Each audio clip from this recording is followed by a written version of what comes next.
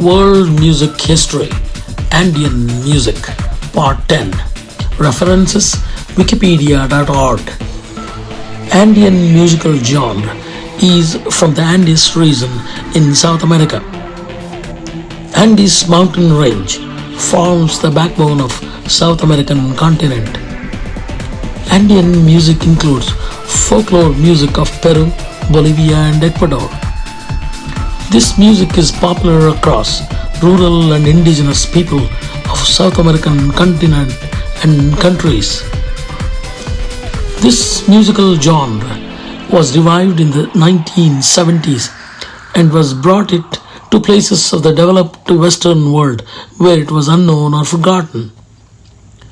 The small group of street performers started showing up in Chicago streets in the late 1990s. That is when I started to hear the music during summer festivals in world-renowned Grand Park in Chicago on the shores of Lake Michigan. I just could not believe my ears. In later years, while I was traveling, I always heard the hypnotizing music in the streets of the capitals of European cities. I always took time to listen and in the end to thank the street artists. When the American folk rock duo Simon and Garfunkel covered Las Incas song El Condor Paz, Andean music became famous globally. The 1917 was a decade in which Andean music saw the biggest growth.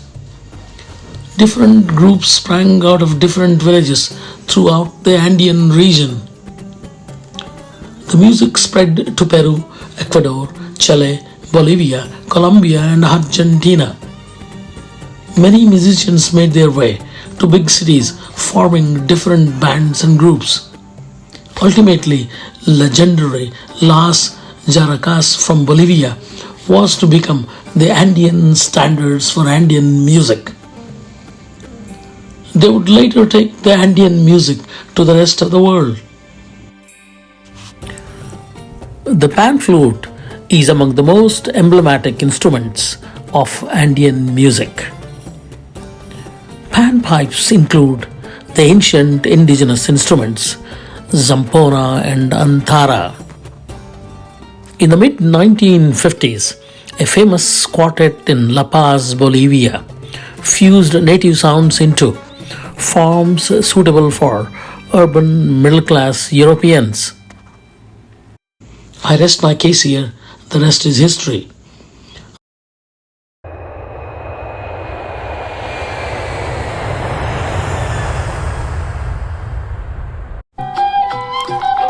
World Music Introduction, Part 11. Gamelan, Javanese and Balinese.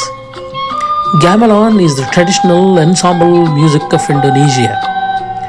The orchestra consists of percussion instruments including gong chimes, metallophones, xylophones and bamboo flutes, etc.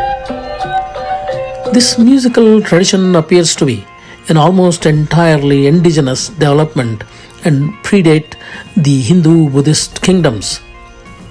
The instruments developed in their current form during the Majapahit Empire, a Javanese Hindu-Buddhist empire based in Java. Gamelan variation consists of Javanese, Balinese, Sundanese, etc. Today, gamelan is UNESCO Intangible Cultural Heritage. The gamelan has been appreciated by several Western composers of classical music, most famously Claude Debussy and Eric Satie. Music is thoroughly mixed in the daily life of the community.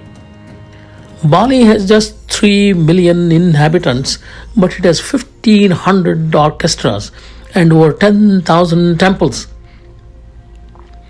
Every event in the life of a Balinese is accompanied by music. According to Songline's article, quote, Javanese gamelan has been refined to create a mood of calm and mystic serenity. By contrast, Balinese gamelan is vigorous, rhythmic, and explosive, with bright percussive sounds. Unquote. I personally love the tranquil Sundanese gamelan from West Java. I first heard the Balinese music in the late 1990s in the heart of Ubud and Batubalan village when I was traveling Bali, the island of gods, music, and Hindu culture. I fell in love with that music. Once again, back in 2014, when we visited the historic city of Yogyakarta or Yogyakarta in central Java, we promptly visited the Palace of Sultan and listened to the court music of Javanese gamelan. We loved it.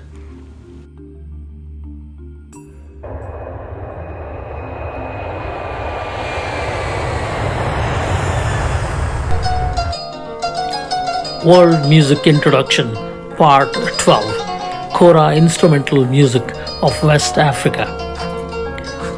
Mesmerizing sounds of Kora music are intimately tied to the culture of West Africa. Kora is heard throughout the countries of Senegal, Mali, Gambia, and Guinea around Gambia River Valley. It is traditionally associated with royalty, the ruling classes, or religious practices. The Kora is deeply embedded in griot or Jali culture for hundreds of years.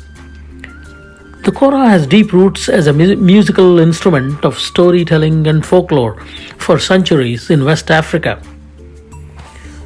Kora instruments with its 21 strings, played with only 4 fingers, is a cross between a harp and a lute and a guitar.